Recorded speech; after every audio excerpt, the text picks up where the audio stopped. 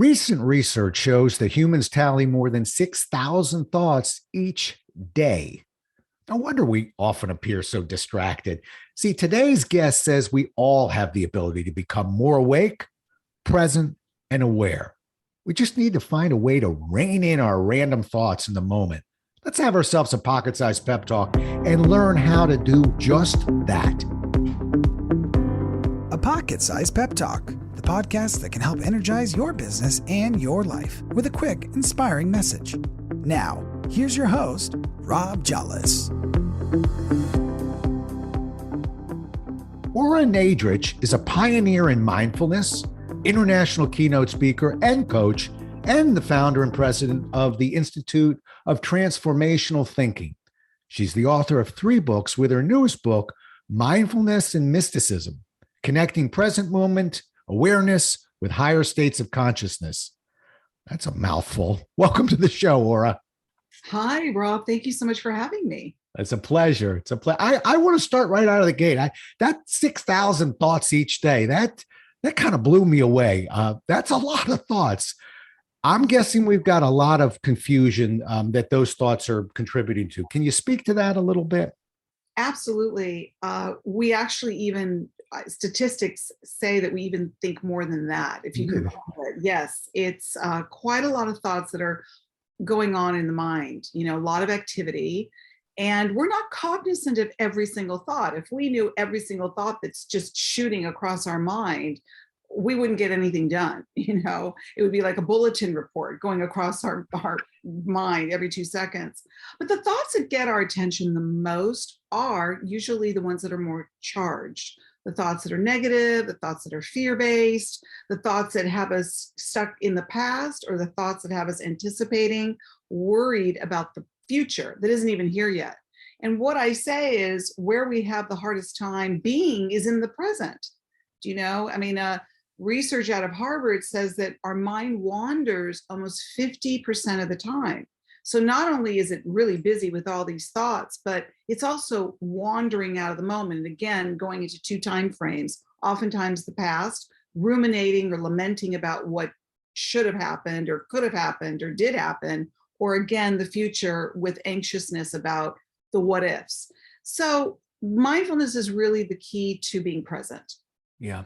And I think you hit on a really good point there. And I have my case study of me, but I know that the most powerful thoughts that I tend to have are the more emotional ones, the ones that are, as you said, stuck in the past, where I'm annoyed at something or someone. And frequently I find myself almost giving speeches in my head of, it's time we sit down and I'm going to tell you all these things. But they just cycle over and over again. And it's tough to get them out of your head. Yeah. Is there a tonic for that? Is there a technique for that? Yeah, when you say it, what comes to mind is the loop. We start looping and telling ourselves the same story over and over and over again. It's like a record that gets stuck in a groove, And so with mindfulness, what that does is it gives us the awareness that we're doing that, meaning that with a mindfulness practice, which essentially is the awareness of the present moment, being fully aware of the moment that you're in right now. So when we're aware of the activity of the mind, and we're aware of, oh, there I go again. I'm spinning out, or I'm obsessing, or I'm lecturing, or I'm criticizing. So the beauty of mindfulness is it first and foremost gives us the awareness of the activity of the mind. Without being aware of what's going on in our mind, we're kind of a prisoner to our mind, and it takes control and it takes hold. And the next thing you know, you're kind of a victim or a hostage to your own thoughts. So with mindfulness, is there a quick fix, a remedy, an elixir, whatever you want to call it? Not really. What it really requires is the commitment to staying present, the commitment to really integrating a mindfulness practice into our lives, so that by being present enough, we can then begin to say, that's not a really useful thought to me right now. And it's got me, kind of in a stronghold. And so what do I do? What can I do in this moment to let go of that thought that serves no purpose for me right now, and maybe replace it with a positive, productive thought, like, I don't need to spend this much time obsessing on this. I can tell myself a thought like, you know what, let that go. And why don't I focus on something that's more beneficial, that's more positive, that's more useful to me in this moment. So what you start to do is you catch those thoughts, Rob. You catch those thoughts that are the pesky, annoying, repetitive thoughts that at the end of the day really don't help us, really don't support us, and don't help us get on with our day. Yeah, I like that. I know that when I'm dealing with people and coaching people, and I work with a lot of people who are in career transition, so there's a lot of emotion there. And one of my mantras is, if I thought obsessing on the past was actually going to contribute to where we're trying to get to, I would be the most competitive obsessor you ever saw. I would crush your ability to obsess. But it doesn't. We all know that can't make us more productive. So some of the things I do, and and one other thing you need to know about me, it doesn't. Not everything fits into a tidy basket for me, but I'm so trained by Xerox in my earlier career of building a process for everything that I seek and I search for repeatable, predictable things to do that can follow a process. And sometimes a process doesn't exist. Sometimes what exists are techniques and ideas that increase our chances of success, but they're not going to flow into a process. And just one last thing, but so one of the things that I do for some people that I know that are obsessing or whatever they're struggling with is, I do like Post-its. I only like one. I don't like posting them all over. But when somebody tells me, for instance, they can't get a smile into their conscious thoughts, I can understand that. Well, you can if every time you look up at the screen that you're communicating with somebody and you see the word smile. So it's a way of putting that in. Now, that was my junior attempt to tell you sort of how I try and at least stay positive or keep positive thoughts there. I post them. Yeah. And that's a very wonderful technique. Speaking of Post-its, it's funny you brought up Post-it. I have a wonderful exercise that I've done in, big crowds and workshops and presentations. And it's called my release and replace technique. And it's in my first book, Says Who.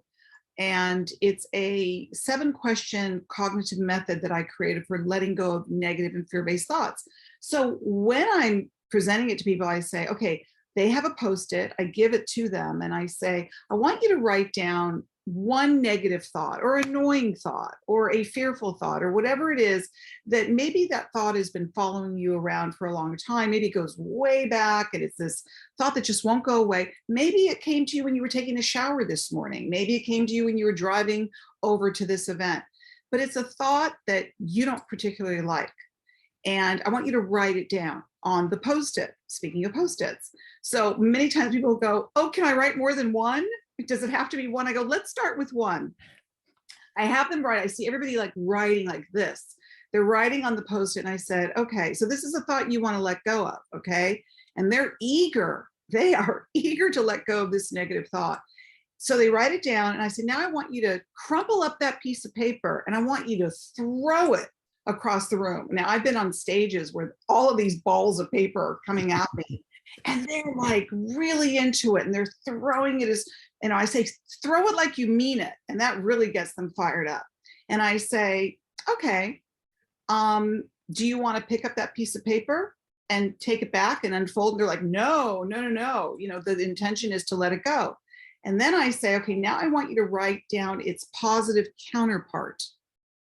So they write down the positive replacement, because this is a release the negative thought and replace it with its positive counterpart. They write down that thought and I say, do you want to crumble that up into a ball and throw it across the room? They're like, no, I like this thought. And I say, why don't you stick that on your mirror?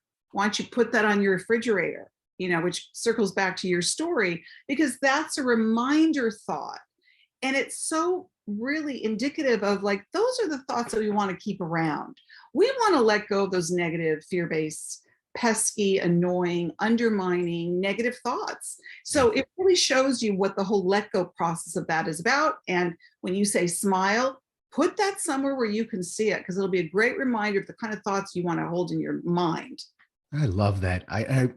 As a fellow trainer, I'm always looking for interesting, quick moves to do with an audience to get them to stop listening and start participating. But my dad used to have this saying, and he would, whenever we were struggling, he would say, and he was a 25-year Marine. He was kind of a tough guy, and he would go, "You got to get that behind you. I want you get it behind you, get it behind you." And I got to tell you, and I was like 5, 6. I was like, "Get it behind me. I'm going to get it behind me." I would tell my friends, "Get it behind you." As I matured, I learned he was 3/4 of the way right. Clearly, we want to get these thoughts behind us. Sometimes, for me, I learned I have to figure out what the lesson was from that. In other words, okay, so I've got a boss that's giving me a tough time. How fast do I want to rush and get this behind me? Clearly, I call it the 90-10 rule. There's probably about 10% of it. I'm being nice to me. There's probably about 10% that I've got to own. I got to figure out. I don't want to repeat. So my theory has always been figure out what the message is, then get it behind you. Then you can drop into the Marine Corps part, but try and learn from it and evolve from it. Absolutely. Get it behind you or release it and replace it. Those are great mindset skill sets, if you will, tools that we can use, even if it doesn't make sense in the moment. Like, you said you were told that as a young child, but it really becomes logical and useful to us. And when we put that into motion, the next thing you have gotten the thought behind you, or you have released that thought and thrown it across the room because you really don't want to keep it in your mind. Yeah. So those are the kind of exercises that we can do that can help us really understand that staying stuck, what I have in Live True, my last book, are 3 explanations of the type of thinker that most of us are. And I say we're either a past dweller, a present experiencer, or a future chaser. Meaning we're the one that's like, I'm stuck in the past. Those thoughts are just, like you said, you're having an entire soliloquy that you want to monologue. Perfect word for it. And they're brilliant, by the way. They're brilliant. I'm sure it's like, Academy Award time, if only someone could get inside my head. Right. So we can, we get stuck in that. And a lot of people go, "Oh, I'm such a past dweller. That's me." I'll ask people, would you consider yourself a past dweller, a present experiencer, or a future chaser? Oh man, I'm always, 10 steps ahead of myself. I'm always thinking about what could or might happen.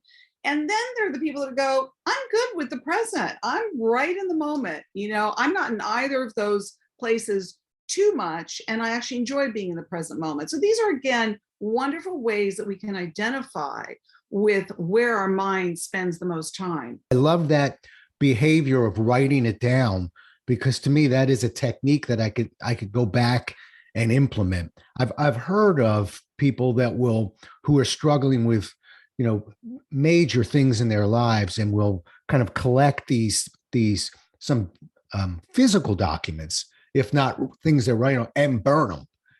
So I've heard of the burning of but I like what you've got, which is, okay, if we're going through a major life change, a divorce, something that's let's burn that.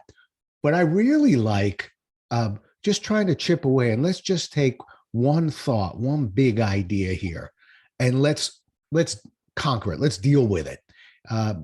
Conquer is probably a big word, because I think we could throw it, but it may boomerang back a little bit. Yeah. Well, I also have said, in a safe environment or setting, you can burn it. I've also said to people, if you want to burn that, go for it. Yeah. But the physical experience of throwing it, like you're throwing a ball, Yeah. I've seen people, my gosh, what I witness in front of me of their expressions and the way they give it all they got, really, it really indicates how much we want to let go of those thoughts that bother us, right. that just don't make us feel good. right? And following it up with, would you like to go get that and collect it again? I hear a resounding no. I was gonna say, yeah, no, that's yours. Okay, so let's talk about the book a little bit. First of all, the title of the book again is Mindfulness and Mysticism, okay. Connecting present moment awareness with higher states of consciousness. Okay. And this isn't your, I'm assuming we can get this on Amazon and wherever. Yes. Yes, Okay. you can, definitely. It's my third book, and it's taking mindfulness to a whole other level. Okay. Well, see, that's where I want to get to because, as a fellow author, I always feel like people asking me will ask, hey, how did you decide to write this book? And I always say, we don't find a book, it kind of finds us. So walk me through that. What drove you to want to get this book written and out? Good question, Rob. So, with my last book, Live True, A Mindfulness Guide to Authenticity, I really, explored taking mindfulness, which is present moment awareness, and coupling it with the authentic self. And when I put those two together, it really resonated for people because not only did it, really bring them into an understanding, especially those that are new to mindfulness or those that are not, what it means to be present and to show up in a moment true to who you really are, that you're not this sort of, compartmentalized person, like you're here, you're this to this person, but you're this to this person. At the end of the day, you're feeling like you're not being true to yourself. So when I did that coupling, if you will, the union of mindfulness and authenticity, I saw how much it resonated for people. With mindfulness and mysticism, I went into an area that I thought, mysticism sounds so esoteric. It's like, it's not a word that we hear a lot of times people say, and I wanted to explore it because I thought when I researched the whole idea of what the mystical experience is about, it's really a spiritual experience. And for all of us, that could be something different. And I wanted to take it out of a religious context. Like, what does it mean to have a mystical experience? A mystical experience is a high experience. It can be a very spiritual experience. It can be a very godlike experience. It could be, where you feel this type of connection to yourself, to the world, to the universe, to the cosmos. And a word for that is oneness. And a lot of people feel that in meditation. They just feel very connected to everything. It's a very warm and fuzzy feeling where you don't feel separated from anything. So I wanted to take this feeling that I would pretty much say is a high and not really focus on, well, okay, it's not something that can only happen through drugs and alcohol or our phones and stimulation. How do we create these endorphins, this dopamine feeling in our own brains? What do we need to do that? So first of all, you got to be present. You got to be present to go, yeah, I want to explore a deeper way to be in life. I want to explore feeling things that make me feel that wonderful contentment inside, or that warm and fuzzy feeling, or that spiritual connection to everything and everyone around me. And again, that's different for everybody. So it really went into some wonderful places. And, I took mindfulness into a deeper context, and people are really resonating to it. I have to say, when you write a book with the word mysticism in it, you don't know who's going to respond to that. It might not be for everyone, and it might not be. But I've had more people go, wow, this really helped me understand not only mindfulness, but it helped me understand that those feelings that I've had throughout my life, but I didn't really know what to call them, whether I was in church or temple or a mosque, or I had a really deep spiritual experience, or I was meditating, or I went and traveled somewhere that really touched my heart and soul. That's the feeling that you describe in the book. And I never really called it anything before. Right. So it's a wonderful journey. It really is. That's wonderful. And, as I'm listening to you, I'm just, we pause for a moment to remind my business audience that's listening. We're talking about authenticity. We're talking about coming.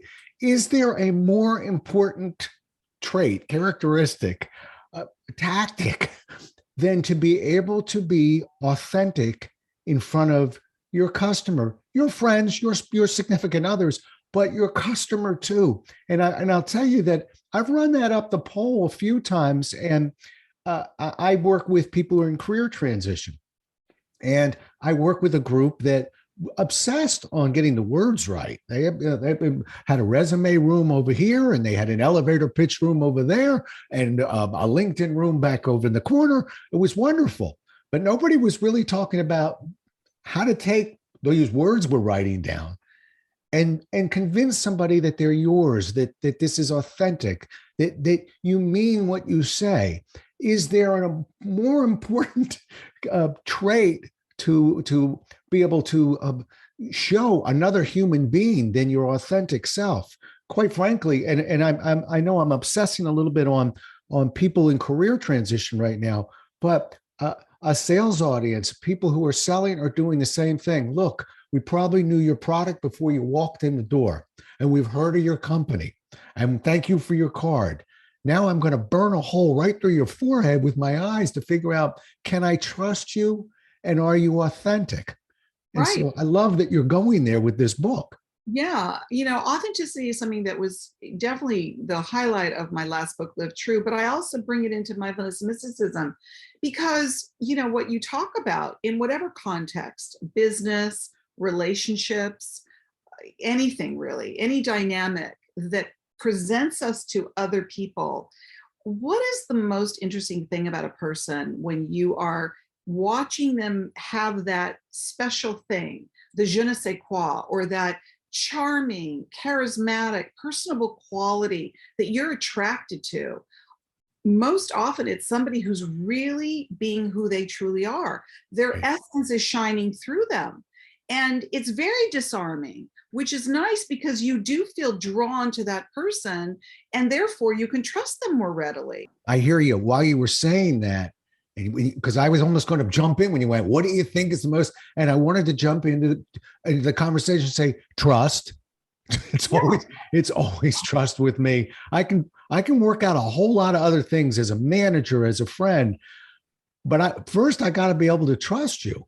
And I'm not going to get it because you use the words trust me. Matter of fact, that scares me a little bit. So anyway, it's genuine, and that's something that I think that we all really want to be accepted for. Is this is who I am, and there's no better feeling than having somebody respond to you and to really like you for who you really are and what you're bringing to the table, if you will, when somebody is really seeing that about you and they're accepting that about you. And it's just a seamless way we can go through life. And there are a lot of people, whether it's a career change or whatever's going on in their life, or relationship change, where you don't want to get to the point, Rob, where you have been living dishonestly or inauthentically, and you feel it and you know it and you're going through the motions and it's just not really who you are. And you're getting to the point where it's getting harder and harder. As I say in my last book, Live True, it's a lot harder to be who we're not than to be who we are. That's well said. And the book, folks, is Mindfulness and Mysticism, Connecting Present Moment Awareness with Higher States of Consciousness. Okay, let's talk about you a little bit. So one, I'm just curious, are you a meditator? Oh, yeah. I sure am. Yes, I am. And I had the good fortune of learning meditation early on in my career. And I'll tell you, my career spans back to, I was an actress for 10 years and I started acting pretty early on. I didn't even know that my career was going to take off as it did straight out of high school. I went to college for a couple of years, but in between, boom, like a ball out of a cannon, I started acting. I did episodic TV and commercials, and it was stressful. Not only did things start to happen very quickly for me, but I was like, whoa, this is like the e-ticket ride, How do I, at the end of the day, kind of bring it down a couple of notches and calm myself down, if you will? And I had the good fortune of somebody turning me on to transcendental meditation, or also known as TM.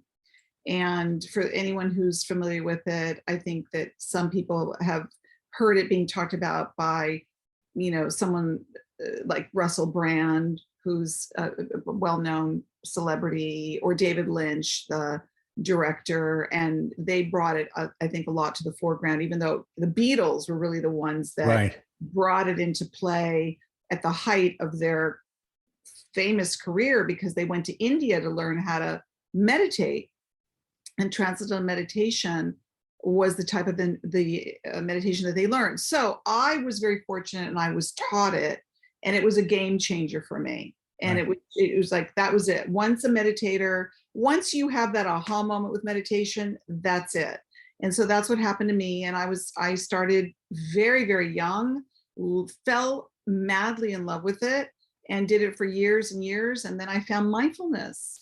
TM is a mantra-based meditation. They give you a Sanskrit word to focus on, so that when the mind wanders, you bring your mind back to that word again and again and again. And that's what helps you stay focused. With mindfulness, I realized that there were many things you can focus on in meditation, not just a Sanskrit word. You can focus on your breath, you can do visualization, you can focus on an object in the room. And then I became a mindfulness meditation practitioner. So I was teaching a lot of people how to meditate, for quite some time. So that's a long answer to yes, I am a meditator. Okay. Well, here's an answer for you. We share a few things. First of all, I did my share of acting. I was in high school, and there was a very experimental program where they brought in sort of outside things. And one of the programs was TM. And so I went through just like an hour, and I went home. Back then, by the way, it was $75. Okay. If you wanted to go through your 3 or 4, how many meetings we went to, but I was on my hands and knees, and I begged my parents for the same thing. I just wanted to be able to get calm, as an actor. Listen, acting's easy if you can get past all the other nonsense, and you can just get into the moment. But there are these people, there are these lights, there's other things that tend to infect the mind. I liked TM because it just gave me the ability to focus a little bit. Yes. And I like the restfulness of it as well. But I will tell you, I still do TM. I'm not as regular as I may, but I have a little. No judgment, no judgment. Thank you. A lot of TMers or a lot of meditators admit to that. Yeah. I mean, I have a TM book written, I can't think of the gentleman's name, who's very much, big in the TM world. And he stopped meditating, I think, for a couple of years. That's okay. Right. Sometimes you need to take a break only to rediscover it and come back to it, I mean, for those of us that were disciplined like every single day, twice a day meditators, kudos to you. That's fantastic. But, right. It's there for you. It's not going away. Exactly. And at least, and I have supposedly my own mantra that was picked out just for me. So anyway, I was in high school. I believe that potentially to be true. All right. How about you're inspiring me right now, and you're reminding me and inspiring me to get back to my transcendental meditation. Sadly, I tend to reach for it when I need it, and that's kind of counterproductive. That's not the way I want to be a meditator. I don't want to wait till I'm stressed. I'd like to be more proactive than that. Well, that's a great point, Rob. I have to interject here because that's why I really love mindfulness, because meditation is the formal practice of mindfulness, meaning you make a date with yourself, you sit down on that yoga mat or you sit on that meditation pillow and you say, I'm going to meditate. And you sit there for however long you do and you meditate. Mindfulness is called the informal practice of meditation, meaning you are present in all the moments of your life. It's being out in the world or being in our dynamics with our relationships, that we're present. And when we're present, the way we are when we meditate, we're really in the moment. So that's the beauty of mindfulness. You don't have to sit on a meditation pillow or a yoga mat. You need to be mindful out in the world in all that you do. It's a very powerful practice. It really, to me, is where the work is most needed, not just for 20 minutes on a yoga mat. Let's stay with that. I know as a seminar guy, a lot of times, drives me nuts, by the way, but a lot of times people walk up and say, boy, if I can get a couple of good ideas, then it's been a great seminar for me. And I'm always thinking, particularly a workshop, you have great ideas. I'm trying to change process behaviors here, but let's play that game a little bit. Give me 2 or 3 tips, ideas. If somebody were listening right now and they walked away with nothing else, what would be a couple of good ideas for them to walk away with from this podcast today? I would love to invite everybody to really experience what it means to begin a mindfulness practice. And so someone might go, okay, what do I do? What does that look like? Give me an example of that. And the easiest way to start it, to jumpstart that practice, is from the minute we wake up in the morning. We wake up in the morning and most often we just jump out of bed. We're just ready to start our day. Nothing wrong with that. But how about taking a moment just to really be present? And whether you open up your drapes, I do that every morning. It's like my ritual. I wake up in the morning. I don't jump out of bed unless I absolutely have to. And I'm present with being alive. What I say, being grateful that you're alive one more day. So you go into the gratitude, the awareness. Mindfulness is having the awareness of being in the moment with total awareness. So if I'm waking up in the morning and I'm like waking up and I'm like, even if it means putting my hands on my heart chakra, feeling and taking a couple of deep breaths in and out. Yes, here I am. I'm in the moment. I'm going to start my day from a positive place, from a place of gratitude. I'm not going to let myself go into automatic thinking where the inner critic starts to take over. When you start your day with that, just beginning your day with that, it's very powerful. Do you know? Because you're setting the tone for the rest of the day. So when people say, oh, Laura, I don't have time to meditate, I go, do you have a couple of minutes just to connect to your breath? And by the way, you can do that. I mean, I love the idea of doing it first thing in the morning. If you're saying, what can they take away? Start that first thing in the morning. Take a couple of deep breaths in and out. What am I grateful for today? Well, I'm grateful that I'm alive. I'm grateful that I'm in good health. I'm grateful that my life is something that I really should acknowledge as being a blessing. Do you know, that's the way we really jumpstart the day, with positivity. Now, if you can't do that first thing in the morning, and my next tip is find time in your day to return back to yourself. I don't care even if you're somebody who's working at a desk. Take a break, step back, move your chair back. If you work in an office with people, if you can, step outside. Even if you have to go into the bathroom stall, again, let me just recalibrate. Let me connect to myself. Let me just let go of everyone and everything right now and just focus on my breath. And you're going back to gratitude. And when we do that, we really are cultivating a practice, Rob, of what it means to be more present. And it's extremely valuable. And what happens is when you don't do that, you start to miss it. You're like, oh, I didn't really connect with myself today. Yeah. Yeah. I also call it, Rob, taking your spiritual pulse. Huh. That's interesting. How am I doing? How am I doing? You know, check in with self. How am I doing? Am I okay? What's going on with me? Yeah. I'm wondering how many people are listening right now, like me, who I got an iWatch a couple years ago. And one of the defaults on that watch, I didn't set it, was to breathe. Couple times you could now I did notice as it first started ordering me to breathe, I said, wait, what is this at? Where is this coming from? And you could set it. I actually said, well, it's not a bad idea. My watch is not only reminding me to take a deep breath, it actually, I don't know if you've ever seen this app, but it actually expands and contracts slowly to get you into a rhythm of easy in, easy out. Here's the embarrassing part, although we're not judging today. Mindfulness is being in the present moment with total awareness and acceptance, no judgment. Good. Thank you. All right. Let's see how well you do when I finish the story. So I liked it for the first couple of weeks. And then I noticed that it was interrupting me. Not necessarily when it was with a client or anything like that. I had time, but I went, oh, not now. I'm in the middle of being stressed. Stop it. And I would, but so and then about the third time I went, wait a minute. Now this clearly is becoming an issue. You can't even breathe when you're reminded to breathe. So my last question for you is, we all want to be consciously competent. I want to do it. I want to know that I'm doing it, but we slip into unconscious incompetency, which means sometimes we don't know what we don't know.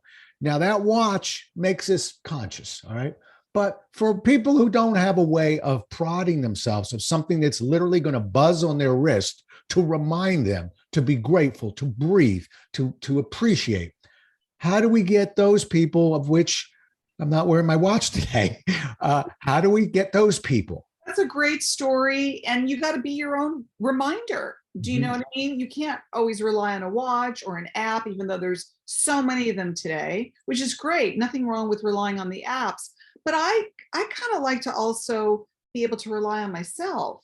And unless you're someone who wants to be stressed all the time, or, wants to sort of be in that high frequency of like adrenaline, which I don't think is such a good idea all day. You're kind of like going into adrenal burnout. I think you want to have that friendly reminder.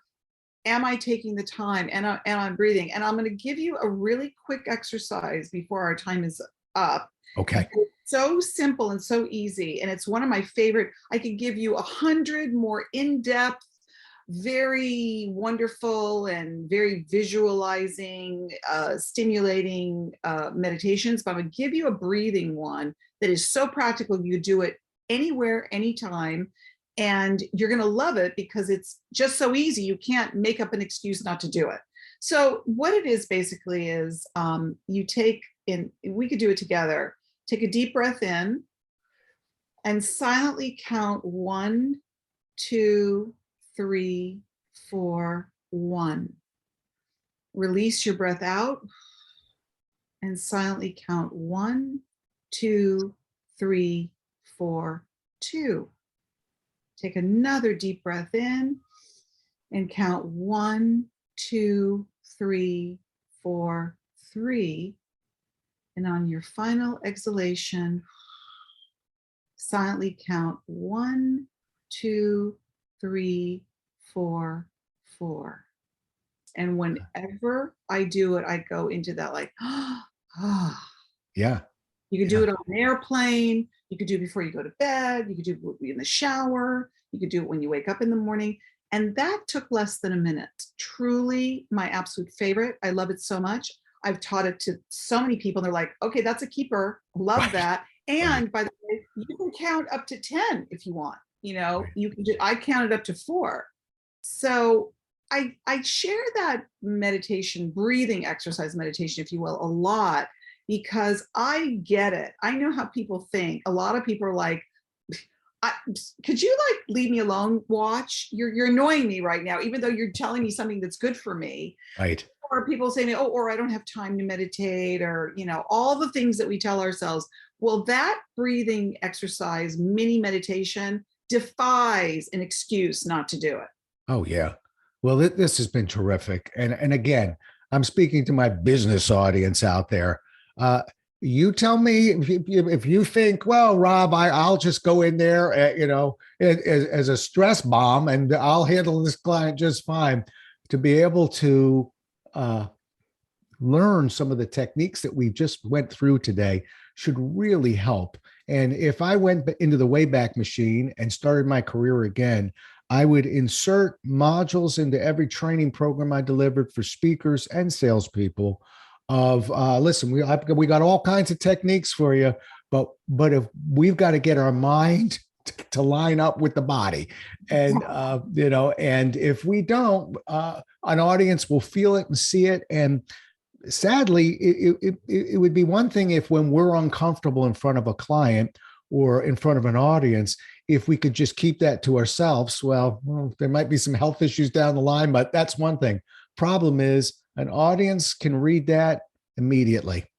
So there's no faking this. You're going to need some techniques to be able to get at all that information in your head. And today you learned some, and I'm grateful. How do people get a hold of you? It's Aura, O-R-A, last name Nadrich, Nadrich. Perfect. And I'll have that all that contact information on our page here as when we release this podcast. But I am really grateful you were able to stop by. You are going to be getting a review from me, and I hope anybody else here. And I know I'm a broken record sometimes, but you're stuck with me, folks. You got a podcaster who writes books too, and the kindest thing you can ever do for an author is not just buy the book. That's one. Please read the book. That would be two. We're flattered when you buy it. We really like when you read it. But write a review on the book if you want to. If actually looking back and coming to the end of the year and you're thinking, "Gosh, I want to do something nice for a human being," it's the greatest gift you can give an author. Write a nice review, so we're all going to be looking for that book. And I'm just thrilled you were able to spend some time with us. And thank you so much for giving us your time. Thank you so much, Rob, for having me. You bet. Well, we'll do it again as well as we can next time. Until then, everybody, stay safe. Thanks so much for listening. If you enjoyed today's show, please rate and recommend it on iTunes, Outcast, or wherever you get your podcasts. You can also get more information on this show and Rob at jollis.com.